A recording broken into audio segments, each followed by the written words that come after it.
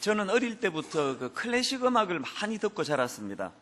이제 가족들이 클래식 음악을 좋아하다 보니까 아침에 일어나면은 이제 클래식 음악이 들려지는 겁니다. 그리고 옛날에 그 전축으로 늘 클래식 음악이 이제 집에서 들려지다 보니까 상당히 많은 클래식 음악이 귀에 익숙합니다.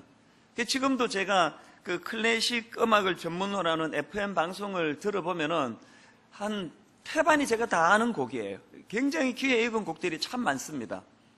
그런데 이제 문제는 뭐냐 하면은 제가 무식해가지고 그 곡이 익숙하기는 한데 그 곡 제목도 몰라요. 또 누가 작곡했는지도 모릅니다. 그냥 익숙할 뿐이에요. 그래서 만약에 이제 우리 아들이 같이 듣다가 아빠 저 곡은 누가 작곡했어요? 그러면 제가 할 수 있는 대답은 딱 하나예요. 아 저거 저 훌륭한 분이 작곡한 거 아니겠니? 이렇게 밖에는 제가 얘기할 수가 없습니다. 그런데 제가 이런 가정을 해보는데요. 이제 저와 다른 어떤 유식한 분이 있다고요. 이분은 공부를 많이 해가지고 클래식을 다 꿰고 있습니다. 그래서 모차르트가 몇 년도에 태어났고 또 바하는 오르간을 위해서 어떤 곡을 작곡을 했고 또 베토벤은 언제 귀가 어두워졌고 또 그때 무슨 곡을 했고 월광곡이라는 것 이런 배경을 갖고 있고 다 꿰뚫고 있는 거예요. 근데 불행하게도 그 사람은 클래식 음악 듣는 걸 별로 안 좋아합니다. 그래서 이제 이론은 다 통달하는데 자기가 외우고 있는 그 곡이 무슨 곡인지를 모릅니다. 들어본 적이 없어요. 자, 그러면은 그 사람하고 저하고 누가 클래식 음악을 아는 사람입니까? 저 아닙니까? 비록 좀 무식해서 제가 곡 제목도 모르고 또 누가 썼는지도 모르지만 그러나 저는 그 음악의 영향을 받잖아요. 그 음악을 듣고 있잖아요. 그래서 실제적으로 지금도 막 머리가 복잡하고 마음이 그냥 막 무겁고 하면은 어떨 때 클래식 음악을 켜놓고 있으면은 그게 제게 많이 이렇게 마음에 정서적으로 안정을 주는 그런 영향력을 제가 받고 있거든요. 제가 오늘 왜 이렇게 말씀을 시작하는가 하면은요. 혹시 우리 신앙생활이라는 것이 그저 성경을 지식적으로만 많이 알고 있고 그러다 보니까 그 성경 속에 계시는 그 하나님이 실제 우리 삶 속에서 어떻게 역사하시고 어떻게 일하시는가는 전혀 모르고 신앙생활을 하고 있지는 않은가 그런 생각을 제가 하게 되기 때문입니다. 예전에 한경직 목사님 말씀을 드렸지 않습니까? 젊은 목회자들이 와서 인사를 드리면서 목사님 우리 위에 덕담 한마디 해주세요 그랬더니 그 목사님들 앉혀놓고 한경지 목사님이 목사님들 예수 잘 믿으시기 바랍니다 그런 말씀을 드렸대잖아요. 그 말씀의 의미가 뭘까요? 그 말씀의 포인트는 당신들이 성경을 그렇게 능통하고 설교를 그렇게 성경을 인용해서 잘하는 것처럼 그 입술로만 끝내지 말고 그 선포된 말씀이 당신네들 삶 속에서 실제적으로 영향을 끼치는 그런 목사가 되라 그런 뜻 아니겠습니까? 그러고 보면요 만약에 한경지 목사님이 오늘도 살아계시다면 또 여러분에게 말씀하신다면 똑같은 말씀하실 거예요. 여러분들 김 권사님 박 집사님 예수 잘 믿으시기 바랍니다 아마 그러실 것 같아요. 그리고 또 그분이 말씀하시는 예수 잘 믿으라는 이 말씀은 우리가 그 충고를 받아서 어떻게 하는 게 예수 잘 믿는 겁니까? 한편으로는 계시의 말씀인 성경을 가까이 하고 이 성경을 늘 묵상하는 그런 삶의 태도를 가지고 뿐만 아니라 그렇게 묵상되어진 그 하나님의 말씀이 실제 내 삶 속에서 내 일상생활 속에서 내게 일하시고 오늘도 영향을 미치시는 하나님인 걸 늘 체험하고 경험하며 사는 이 두 가지 균형 이게 예수 잘 믿는 사람의 모습이라는 것입니다. 자, 오늘은 이런 관점으로 이제 오늘 본문을 좀 살펴보려고 하는데요. 저는 오늘 이 본문의 구조를 먼저 살펴보기를 원하는데요. 자, 본문 에베소서 6장 10절 11절 우리 함께 같이 한 번 더 읽어보시겠습니까? 같이 읽습니다. 끝으로 너희가 주 안에서와 그 힘의 능력으로 강건하여지고 마귀의 간계를 능히 대적하기 위하여 하나님의 전신갑주를 입어라. 하나님의 전신갑주를 입으라라고 강조한 다음에 그 다음 12절에 보니까 그 전신갑주를 왜 입어야 하는지를 이렇게 설명합니다. 우리의 씨름은 혈과 육을 상대하는 것이 아니요 통치자들과 권세들과 이 어둠의 세상 주관자들과 하늘에 있는 악의 영들을 상대함이라. 그런데 저는 이 구절을 읽다가 무슨 흥미로운 생각이 들었냐면, 만약에 지금 10절 11절에서 전신갑주를 입어라, 그리고 12절에서 왜 입어야 하느냐 하면 악한 영들과 니들이 싸워야 하기 때문이다, 그러면 되는 내용 아닙니까? 그런데 그 앞에 무슨 그 토가 달려져 있냐 보니까 이런 이야기요. 우리의 씨름은 혈과 육을 상대하는 것이 아니요. 이건 안 해도 되는 이야기 아닙니까? 그래서 제가 유추하는 게 뭐냐면은, 바울이 왜 거기에 굳이 우리의 씨름은 혈과 육을 상대하는 것이 아니라는 것을 거기다가 삽입해 넣었을까? 이 혈과 육이라는 것은 한마디로 말하면 사람의 판단과 사람의 기준을 뜻하는 단어예요. 왜 그랬을까요? 그건 상식적으로 그 편지를 받는 그 수신자들에게 상당히 많은 사람들이 신앙생활을 잘못 알아가지고 그저 인간의 생각과 인간의 판단, 혈과 육만 상대하는 것인 줄 잘못 알고 있는 사람이 많았기 때문에 그 이야기를 넣는 게 아니냐고요. 실제로요, 그 에베소 지역 사람들의 형편을 엿볼 수 있는 내용이 사도행전 19장에 나오는데요, 사도행전 19장 19절에 보니까 이런 말씀이 있습니다. 또 마술을 행하던 많은 사람이 그 책을 모아가지고 와서 모든 사람 앞에서 불사르니 그 책값을 계산한 적은 5만이나 되더라. 자, 이것을 보면은 그 당시 에베소 지역 사람들은 마술사들을 통해 눈에 보이는 신비한 현상에 관심이 많았다는 걸 알 수가 있습니다. 어마어마한 마술에 관한 책들이 불태워졌다는 거예요. 그러고 보니까 당연히 거기에 발을 딛고 사는 에베소 교회의 성도들도 거기에 영향을 받아가지고 신앙생활이라는 것이 그런 깊은 영적인 세계, 보이지 않는 세계에 관심을 가지는 것이 아니고 어디에? 겉으로 보여지는 육적인 것, 혈과 육만을 관심을 갖고 보는 사람이 많으니까 그게 아니라라고 교정해 주는 거예요. 자, 그렇다면은 이게 오늘 우리들에게 주는 경고의 메시지 아닙니까? 오늘 우리 신앙생활이라는 게 그저 눈에 보이는 현상, 혈과 육, 이런 것에만 자꾸 관심을 갖고 있지는 않은지 깊이 돌아보셔야 된다는 거예요. 자, 그러면 우리가 왜 이 영적인 데는 어두워지고 혈과 육, 눈에 보이는 인간의 생각, 인간의 계산, 이런 것에만 몰두하는 그런 얕은 신앙인이 되었나? 바로 그것을 설명하는 말씀이 구약 사사기 3장에 나옵니다. 한번 보시겠습니까? 자, 사사기 3장 1절입니다. 여호와께서 가나안에 무엇을 알지 못한 모든 전쟁들을 알지 못한 이스라엘을 시험하려 하시며, 똑같은 내용이 2절에 또 나와요. 이스라엘 자손의 세대 중에 아직 전쟁을 알지 못하는 자들에게 그것을 가르쳐 알게 하사. 자, 여기 나오는 전쟁을 알지 못한이라는 이런 표현을 기준으로 본다면 이것과 대비되는 그 개념의 말씀이 한 군데 나오는데 그게 바로 앞장입니다. 사사기 2장 7절이에요. 함께 읽어보실까요? 백성이 여호수아가 사는 날 동안과 여호수아 뒤에 생존한 장로들 곧 여호와께서 이스라엘을 위하여 행하신 모든 큰 일을 본 자들이 사는 날 동안에 여호와를 섬겼더라. 자, 이러고 보니까요, 이 사사기에는 그 세대를 어떻게 구분합니까?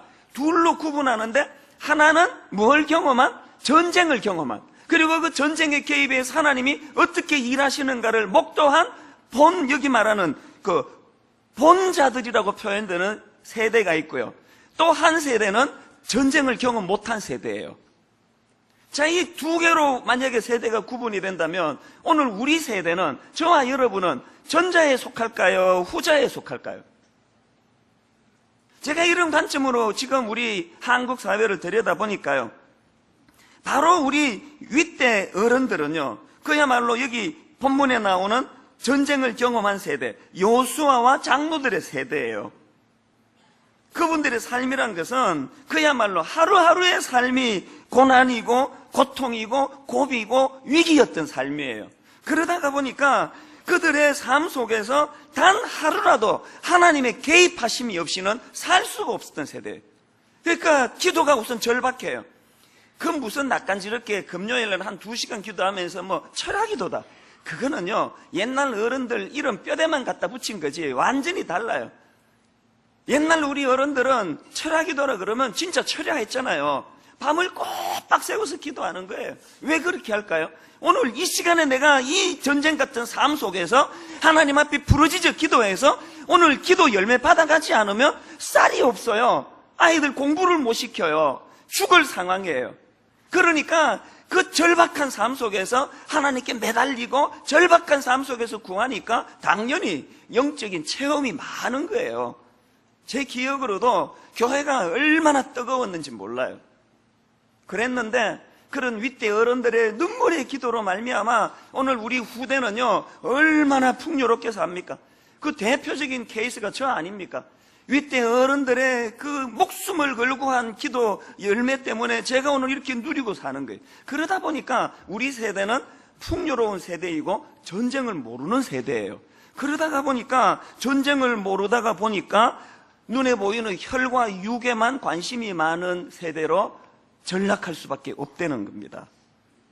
그래서 이것이 참 마음이 아픈데요.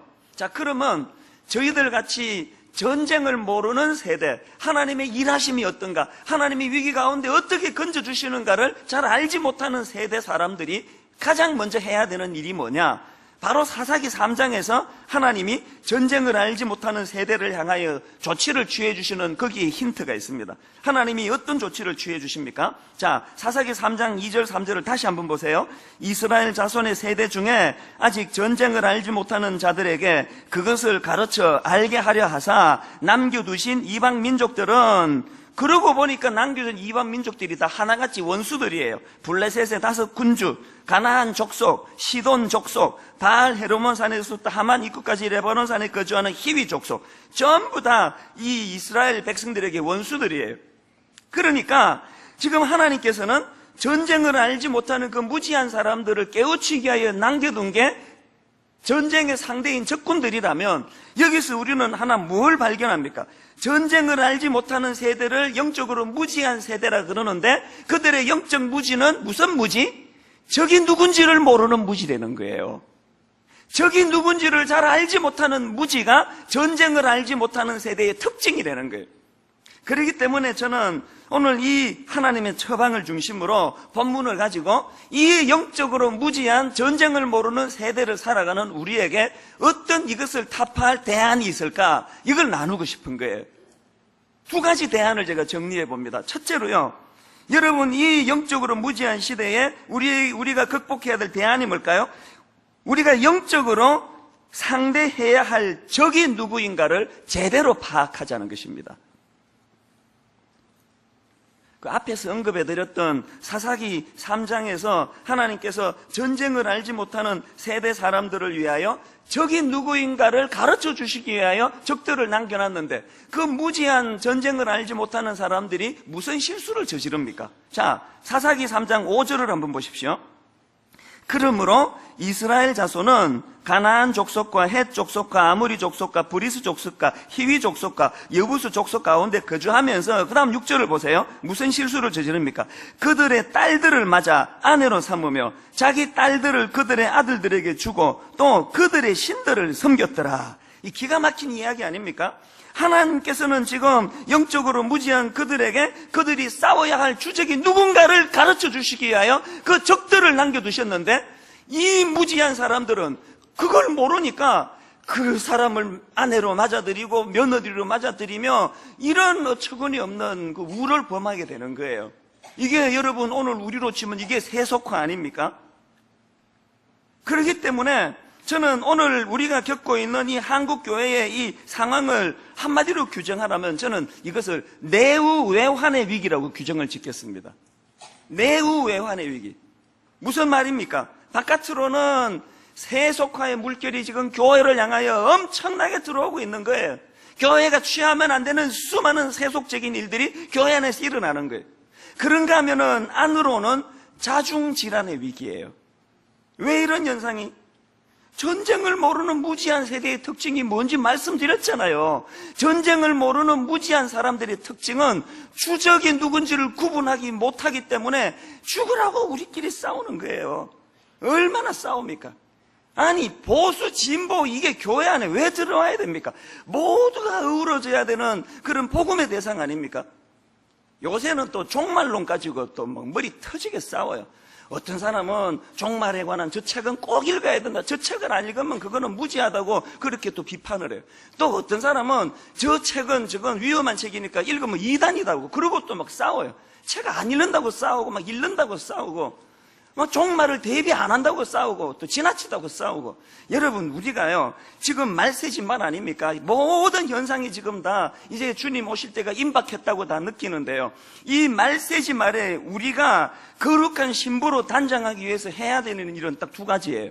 하나는 무지에서 잠자는 자들을 깨우는 일, 복음을 전거하는 일이고, 그런가 하면 또 한 가지는요, 우리가 단장한 주님을 맞이하는 신부로서 할 수 있는 가장 중요한 핵심은 사랑의 회복이에요. 주님이 우리에게 주신 그 계명의 핵심이 그거니까 하나님을 더 사랑하고 이웃을 더 사랑하는 거예요. 한국 교회의 코미디는요, 단장한 신부가 되기 위해서 또 싸우는 거예요. 맨날 싸우는 거예요, 맨날. 저는 이런 관점에서 사무엘상 17장에 나오는 다윗의 태도가 참 귀하게 느껴져요. 지금 골리앗이 버티고 있는 그 전쟁터에서도 자중질환이 일어나요. 자, 우선 우리가 잘 알고 있는 최근에도 읽었던 사무엘상 17장 16절 한번 다시 읽어보시겠습니까? 다윗이 지금 누구를 향하여 이런 울분을 표하는지는 아시잖아요. 함께 읽겠습니다. 시작. 다윗이 곁에 서 있는 사람들에게 말하여 이르되 이 블레셋 사람을 죽여 이스라엘의 치욕을 제거하는 사람에게는 어떠한 대우를 하겠느냐? 이 할례받지 않은 블레셋 사람이 누구이기에 살아계시는 하나님의 군대를 모욕하겠느냐? 지금 다윗이 누구를 향한 분노를 터뜨립니까? 주적인 골리앗이에요. 골리앗을 향해 보고 있습니다. 그런데 참 재밌는 건요, 다윗이 골리앗을 향하여 울분을 터뜨릴 때 다윗의 형 엘리압은 누구에게 울분을 터뜨립니까? 28절을 보세요. 큰 형 엘리압이 다윗이 사람들에게 하는 말을 들은지라 그가 다윗에게 노를 바라여 이르되 내가 어찌하여 이리로 내려왔느냐? 들에 있는 양들을 누구에게 맡겼느냐? 나는 내 교만과 내 마음의 완악함을 아노니 내가 전쟁을 구경하러 왔도다. 저는 이 그림의 구도가 너무 흥미로워요. 다윗은 지금 누구를 향해 시선을 돌립니까? 주적인 골리앗을 향해 시선을 돌리고 있어요. 그 시간에 형 엘리압은 그 시선을 주적인 골리앗이 아니라 동생 다윗을 향해서 돌리고 있습니다. 이 그림이 너무 그 구도가 참 의미가 있는 것 같아요. 도대체 여러분은 지금 여러분의 울분의 시선을 누구에게로 돌리고 있는 겁니까? 원수 막입니까? 여러분의 동생, 여러분의 형, 여러분의 오빠 김권사, 박집사에게 돌리고 있습니까? 가만히 보면은요, 지금 엘리압이 그 자기 동생 다윗을 향하여 울분을 토하면서 했던 이야기들을 가만히 보니까요, 한번 가만히 보세요. 뭐라고 엘리압이 다윗에게 노를 바라는가 보니까 네가 어찌하여 여기 왔느냐? 나는 내 교만과 내 마음의 완악함을 아노니 내가 전쟁을 구경하러 왔도다. 가만히 보니까요, 이게 다 자기 모습 아닙니까? 지금 전쟁 중에 골리앗이 하나님을 조롱하고 길길이 날뛰는데 거기에 망년자실이 아무 조치를 못하고 보고 있는, 구경하고 있는 것은 다윗이 아니라 엘리압 자기 자신이란 말이에요. 여러분, 이거 아셔야 돼요. 여러분이 지금 김집사를 향해, 박건사를 향해 울분을 토하고 당신 그러면 안 되고 소리치는 그게 알고 보면 자기 모습이에요. 자기 모습. 보니까요, 성질 급한 놈이 성질 급한 사람은 제일 못 견디고요, 성질 더러운 놈이 성질 더러운 놈 제일 못 참아요. 막 네가 그래서 되느냐고 흥분하는 사람 보면은 바로 그 문제가 걸리는 사람이에요. 오늘 교회에 엘리압 같은 사람들이 너무 많아요. 이런 상황에서 제가 다윗에게 감동을 받는 게 뭐냐 하면은, 그렇게 형이 막 퍼부어대는데 그 다음 29절에서 다윗을 한번 보세요. 다윗이 이르되 내가 무엇을 하였나이까? 어찌 이유가 없으리까? 하고 딱 한마디예요. 형 왜 그러시는데요? 그리고 그 다음 30절에 어떡합니까? 돌아서서 그 다음에 다른 사람을 향하여 어떻게 한다고? 전과 같이 말하며. 무슨 뜻일까요? 마음의 평정심을 잃지 않았다는 뜻이에요. 여러분, 다윗인들 그 성질 없습니까? 골리앗한테 퍼부어대는 거 보면은 그 사람도 한 성깔 하는데, 다윗인들 형한테 퍼부어주고 싶지 않겠냐고요. 그런데 다윗이 어떤 경우라도 형 엘리압에게 대들면 안 되는, 싸움 걸면 안 되는 결정적인 이유가 있습니다. 그게 뭘까요? 지금 골리앗이 보고 있잖아요. 여러분, 저기 지금 보고 있잖아요. 여러분, 부부관계가 좀 안 좋은 거 제가 알겠는데요. 그렇게 원수처럼 싸우면 안 되는 이유가 뭔지 아시죠? 그런 환경을 조성하고 그것을 보고 즐기는 원수가 지금 보고 있잖아요. 그게 놀아나면 네가 너무 억울하잖아요. 오늘 우리가 전쟁을 알지 못하는 영적으로 무지한 세대가 되면 저게 누군지를 몰라요. 맨날 우리끼리 싸우는 거죠, 우리끼리. 하루가 멀다 하고 저에게 그 이메일을 통해 가지고 막 그냥 못된 말, 없는 말을 모함해서 퍼부어대는 사람들이 선임인 줄 아세요? 신부님이 저한테 그렇게 못 오가는 줄 아세요? 다 크리스찬들이에요. 나 이메일을 공개 안 하는데 하여튼 귀신같이 알아내요, 메일을. 이게 귀신인가 싶어, 진짜. 제가 그런 분들에게 저도 못되게 글 쓸 수 있거든요. 그거 저 잘할 수 있거든요. 수없이 퍼부려다가 다시 손을 내려놓는 이유가 뭔지 아세요? 이 사람이 아무리 저를 모함하고 저를 속을 뒤집어놔도 이 사람은 제 적이 아니에요. 트위터 같은데 말도 안 되는, 저는 보수 진보로 휘말리고 싶지 않거든요. 그런데 언급 안 하거든요. 그런데 그걸 막 없는 말을 만들어 이찬수 목사가 뭐 이런 말을 했다 그러면서 막 없는 말을 퍼뜨려요. 그러면 그냥 너무 화가 나지만 이를 악물고 사귀고 참는 이유가 뭔지 아세요? 아무리 그렇게 저를 모함하는 어떤 인간이 있다 할지라도 그는 저의 적이 아닙니다. 무지할 뿐이에요. 그래서 상대하기 싫은 거예요. 여러분, 품고 사랑해야 될 성도를 목사가 저주하고 분노 가지고 싸우면 되겠습니까? 그걸 참아내야 되는 거예요. 여러분, 이런 관점에서 교회에서 만나는 우리 지체들을 돌아보셔야 돼요. 여러분, 다락방에서 만나는 그 꼴보기 싫은 그 사람이요, 그 적이 아닙니다. 그냥 좀 주책 맞을 뿐이에요. 전쟁을 모르는 세대의 가장 위험한 것은 적을 알지 못해. 그래서 우리는 다윗에게 배워야 되는 거, 돌아서서 우리의 시선은 원수 마귀를 향해 공격해야지 형 엘리압을 향하면 안 된다는 그 얘기입니다. 자, 그런가 하면은 두 번째로요, 영적으로 무지한 시대를 살고 있는 우리 모두가 해야 되는 대안이 뭐냐? 하나님의 전신갑주로 무장해야 된다는 것입니다.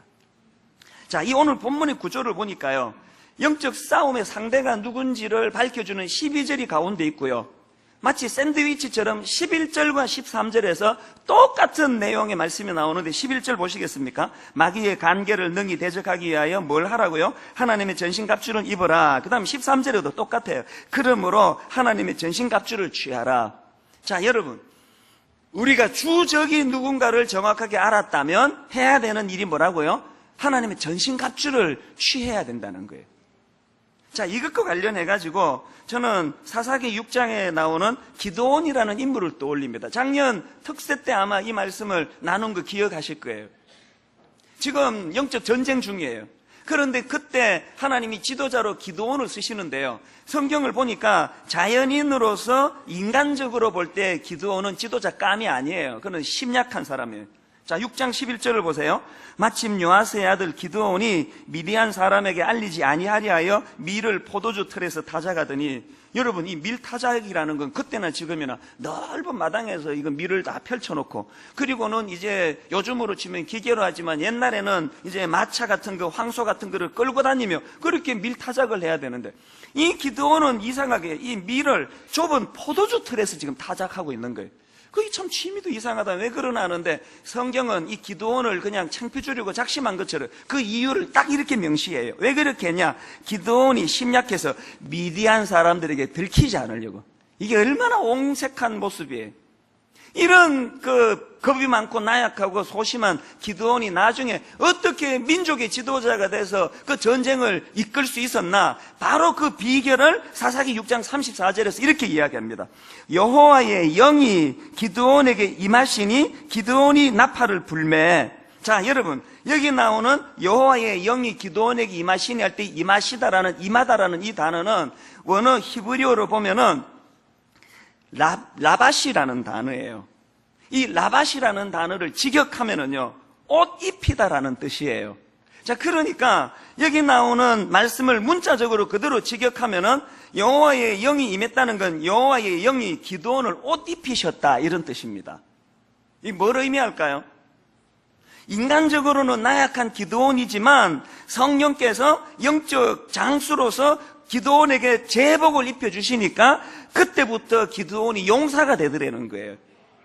여러분, 경찰은요, 경찰 제복을 입고 있을 때 그 계급장의 권위가 나타나는 거예요. 군인은 군인으로서 군복을 입고 있을 때 그 계급이 주는 권위가 나타나는 거예요. 휴가 가서 제복 벗어버리면요, 쫄병이나 장교나 구분이 안 되잖아요. 이거랑 똑같습니다. 이런 맥락에서 우리 크리스찬들도요, 교회를 왔다 갔다 해서 되는 게 아니고 성령이 입혀주시는 성령의 제복이 필요하다는 거예요. 여러분, 이 제복을 입고 안 입고 차이가 얼마나 많이 나는지 여러분 경험하시잖아요. 그렇기 때문에 저는 항상 이런 생각을 해요. 제가 이제 제자훈련 같은 거를 인도하면은요, 초창기에 제가 다 했잖아요. 제자훈련 인도하면 한 10분 중에 저보다 연세가 15세 이상 되시는 형님들이 계세요. 근데 어린 제가 당당하게 제자훈련을 제가 인도해요. 왜? 그때 성령이 제게 그 제복을 입혀주셨기 때문에. 그런데 중요한 게 뭐냐 하면은, 그렇게 이제 그 제자훈련 공부가 끝나잖아요. 공부 다 끝나고, 자, 이제 밥 먹으러 갑시다. 그러면 그때부터 저는요, 자연인으로 돌아가는 거예요. 그러면은 항상 저보다 연세가 많은 어른들은 제 형님이에요. 그래서 식사 같은 거 할 때 절대로 내가 먼저 안 먹습니다. 우리나라 문화는 장유 유서 문화예요. 연세 많은 어른이 어른인 거예요. 그 말이 그러네. 연세 많은 어른이 하여튼 어른인 거예요. 그분이 먼저 드셔야지 내가 무슨 어른이냐고요. 이런 맥락에서 저는 젊은 우리 교회 부교역자들에게 당부하는 게 이거예요. 괜히 어른 그 흉내 내지 마라. 새파란 30대 겨우 목사 안수 받은 사람이 50대 60대 어른 앞에서 어른 행사하려고 그러지 마라. 우리가 말씀을 전할 때 성령의 제복 입혀져서 그 권위로 말씀을 전하는 것이고, 강단 내려와 가지고는 자연인으로는 연세 많은 어른이 그 윗사람 역할을 해야 되는 거 아니냐는 거예요. 그래서 우리 교회 교역자들을 보면은 하나같이 다 겸손할 거예요. 아닌 사람은 저에게 알려주세요. 이게 지금 우리 현실이 겪고 있는 혼란인 거예요. 이건 순장도 마찬가지 아닙니까? 순장님들이요, 성령 입히신 순장이라는 제복을 덧입고 말씀의 권위를 가지고 나가야 돼요. 그래서 딱 그 금요일, 목요일 다락방 할 때는 아무리 연세가 많은 어르신이 계셔도 영적 권위는 제복을 입은 순장이 있기 때문에 담대하게 하나님 말씀을 선포해야 되는 거예요.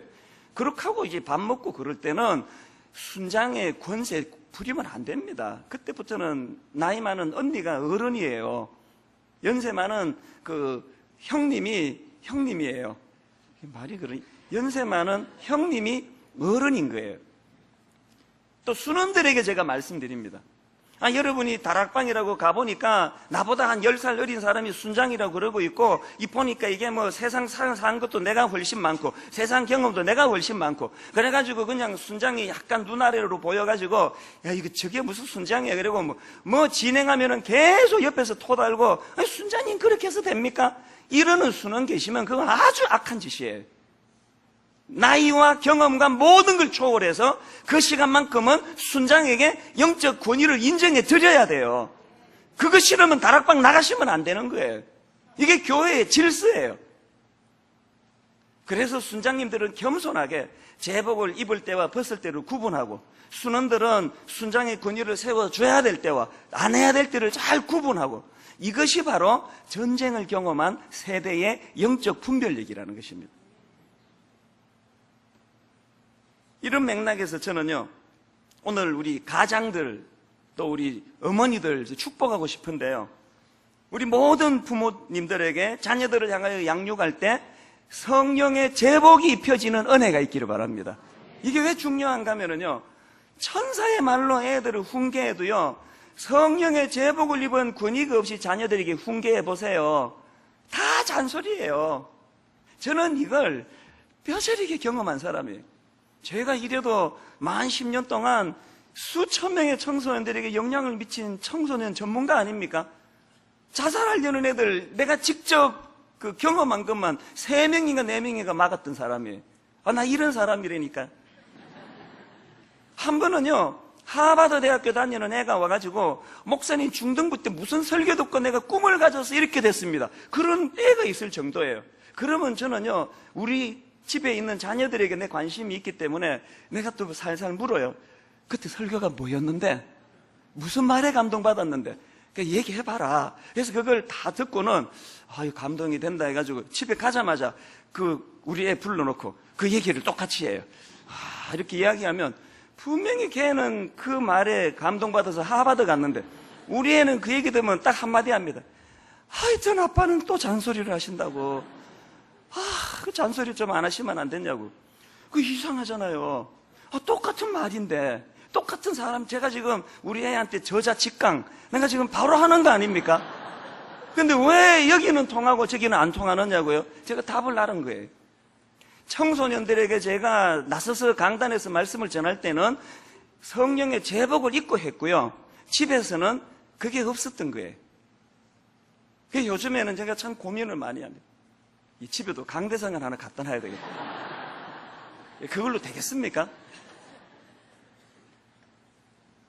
제가 우리 아이 사춘기 아이를 기르면서 이제 지금은 걔가 이제 철이 들어가지고 뭐 완전히 딴 애가 됐지만 한 2, 3년에 뭐 사춘기를 막 이렇게 홍역을 할 때는요, 제가 얼마나 좌절감을 느꼈는지 몰라요. 그때 깨달았던 게 성령님이 이 아이를 통해 나를 깨우쳐 주시는구나. 저에게 주시는 메시지가 뭐예요?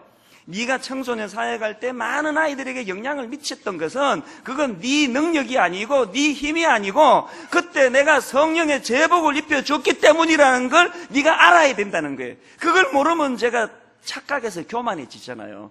오늘 목회도 마찬가지예요. 제가 오늘 한순간이라도 타락해서 제복이 벗겨지면은요, 저는 수치밖에 더 없습니다. 제가 어떻게 여러분 앞에서 말씀을 전하겠냐고요. 그렇기 때문에 우리 가정의 부모님에게 자녀들을 향한 여러분 교육 안에 성령의 제복이 입혀져야 된다는 사실입니다. 우리 집에서도 그게 잘 안 되는데 바로 어젠가 그저께예요. 우리 딸아이가 저한테 이런 말을 이렇게 뭐 했더니 순종도 안 하고 그러더니 이놈이 하는 말이 이래. 아빠, 성도님들이 아빠가 우리 집에서 이렇게 권위가 없다는 걸 알면 되게 놀라시겠지? 그저께 한 이야기예요. 그저께.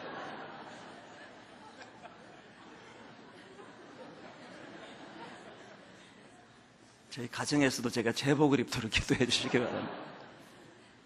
이런 맥락에서 저는요, 한국교회의 회복의 답을 알아요. 이 땅의 모든 우리 담임 목사님들에게 성령의 제복이 입혀지는, 오늘 본문으로 말하면 하나님의 전신갑주가 입혀지는 은혜가 있기를 바랍니다.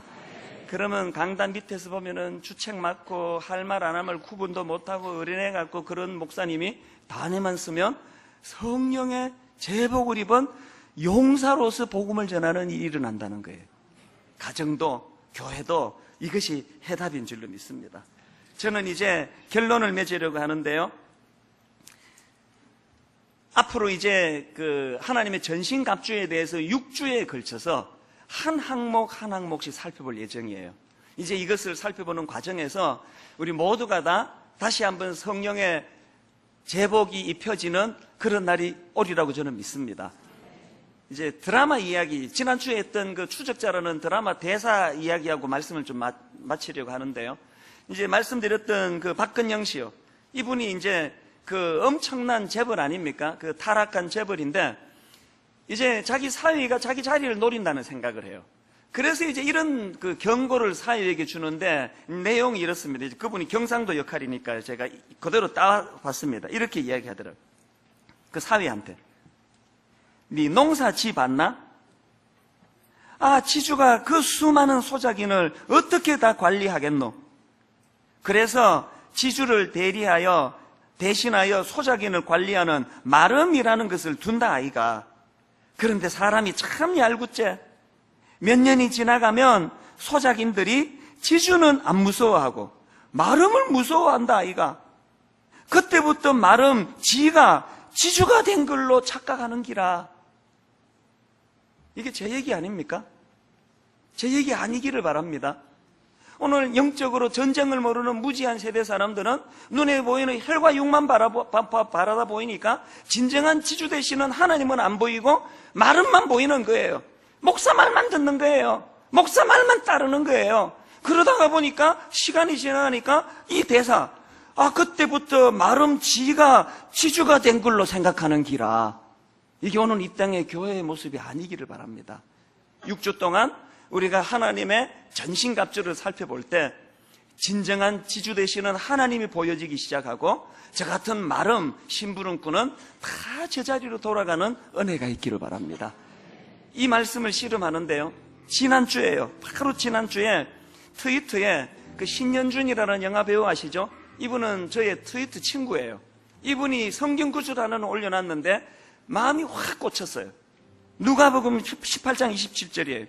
가라사대 무릇 사람이 할 수 없는 것을 하나님은 하실 수 있느니라. 여러분 12절에 나오는 마귀와 그 하수인들 만만한 존재가 아닌데 우리 힘으로 싸우면 백전백패인데 그때 이분을 통해서 하나님 제게 주신 유료의 말씀이 이거예요. 무릇 사람이 할 수 없는 것을 하나님은 하실 수 있느니라. 우리 이 말씀 붙잡고 하나님의 성령의 갑옷을 입고 다시 한번 일어나자고요. 전진하자고요. 싸우자고요. 두려워하던 그 밀타작 밭에서 일어나서 성령의 제복을 입고서 전의를 불태우며 한번 영적 전쟁에서 승리하는 저와 여러분 되시기를 주님 이름으로 축원합니다. 이런 맥락에서 여러분, 우리 찬양이요, 오소서 진리의 성령님 이 땅 흔들며 임하소서, 우리 가사를 생각하시면서 함께 찬양하시겠습니다.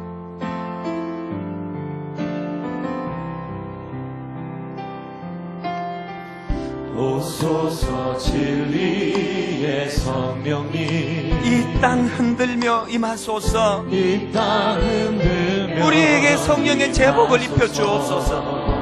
거짓과 탐욕, 죄악에 무너진 우리 가슴 정케하소서. 갈망하십시오. 오소서 은혜의 성령님, 오소서 은혜의 성령님 하늘 가르고 임하소서. 하늘 가르고 임하소서. 거룩한 불꽃 하늘로서 임하사 불꽃 하늘로서 임하사 타오르게 하소서. 주 영광 위해 부흥의 불길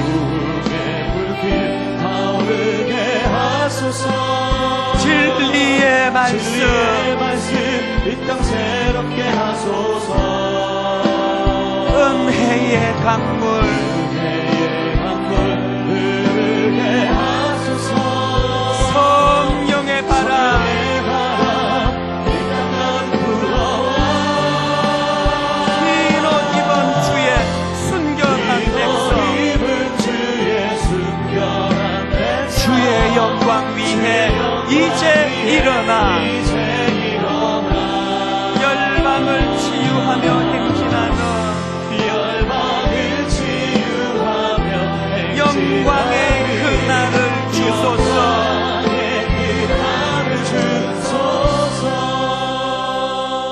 여러분, 저는 이렇게 생각합니다. 이 예배란 것은요, 성령의 제복을 입는 시간이에요. 내 힘으로 싸워보니까 그게 됩니까? 그 악한 영들의 힘이 얼마나 강한데요. 그래서 이제 안 되는구나, 이게 내 힘으로. 이제 성령의 제복을 입어야 되는 거구나. 그러면서 갈망할 때 성령님이 이 시간 영안을 열고 보세요. 여러분에게 제복을 입혀주시는 시간이에요. 우리 한번 다 자리에서 일어나시겠습니까? 다시 한번 선언하세요. 하나님, 밀타작을 포도밭에서 포도 기계로 하는 기도원 같은 나약한 저입니다. 소심합니다. 두렵습니다. 이제 성령의 제복 입혀질 때 지난주에 나약한 제가 아니기를 원합니다. 이렇게 사모하면서 우리 다시 한번 이 찬양 부를 때 성령이 은혜 주시기 원합니다. 후렴부터 찬양할까요? 부흥의 불길 타오르게 하소서. 진리의 말씀 이 땅 새롭게 하소서. 은혜의 강물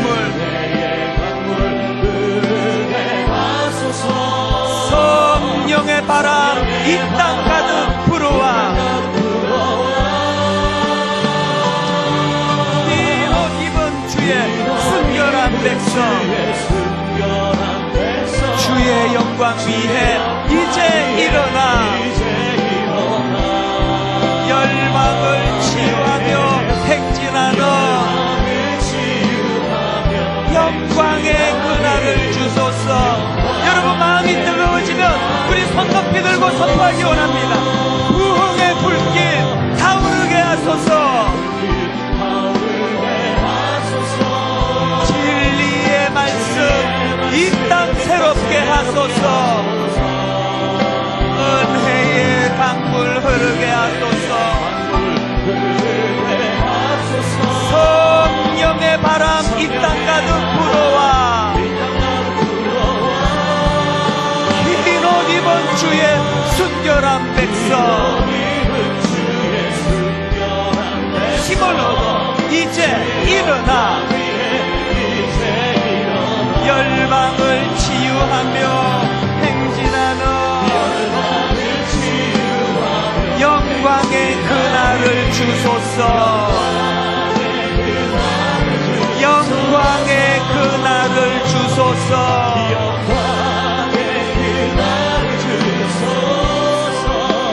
여러분 다시 한번 부탁합니다. 성령의 제복을 입으셔야 돼요. 자연 이론으로는 백전백패예요. 주적인 누군가를 정확하게 직시하고 성령의 전신갑주로 나아가야 하는데요, 이 시간 그 은혜가 필요합니다. 저를 따라 한번 선포하시고 우리 체면이고 뭐고 다 던지고 하나님 앞에 간절하게 성령의 제복을 구하며 기도하기 원합니다. 같이 선포합니다.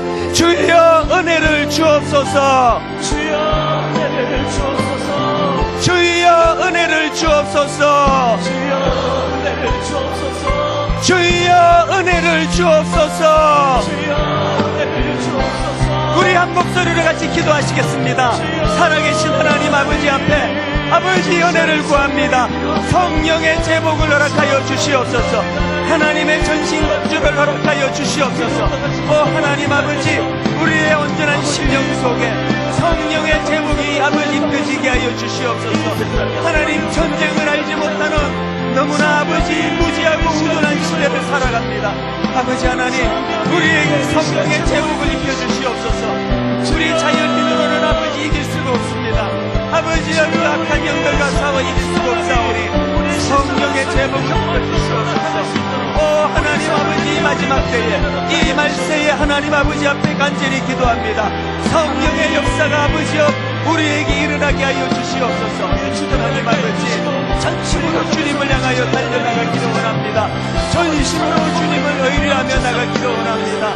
긴 옷 입은 주의 아버지여, 순결한 주의 자녀들이 이제 하나님 말씀을 붙잡고 한 걸음 한 걸음 발걸음을 떼며 주여 나가기를 원하오니 은혜 내려 주시옵소서. 주님만 바라보고 하나님만 의지하며 오늘도 이 전쟁에서 하나님이 어떻게 이루시는가를 주여 목도하며 나갈 수 있도록 인도하여 주시옵소서. 성령의 주마리로 하나님 아버지도 입혀주시고 성령이 되시는 기도원의 기쁘신 그 성령의 제복을 하나님 아버지 입고서 한 걸음 한 걸음 나아가기를 원하오니 우리에게 그 은혜를 허락하여 주시옵소서. 주시옵소서. 성령의 충만, 성령을 간구하는 자마다 성령이 임하시고 성령이 필요한 것마다 하나님께서 보여주시는 은혜가 하나님과 우리가 있었던 것이 실제적인 하나님과의 역사를 하나님의 실제적으로 맛보아하는 역사가 되었습니다. 하나님 은혜를 베풀어 주시옵소서. 오 하나님 은혜를 주시옵소서. 내가 확신하노니 사망이나 생명이나 천사들이나 권세자들이나 현재 일이나 장래 일이나 능력이나 높음이나 깊음이나 다른 어떤 피조물이라도 우리 주 그리스도 예수 안에 있는 하나님의 사랑에서 끊을 수 없으리라. 하나님이 놀라운 확신의 제복을 입고서 이제 이번 한 주간 다시 피 흘리던 그곳으로 달려가기를 원합니다. 이기기를 원합니다. 승리하게 인도하여 주시옵소서.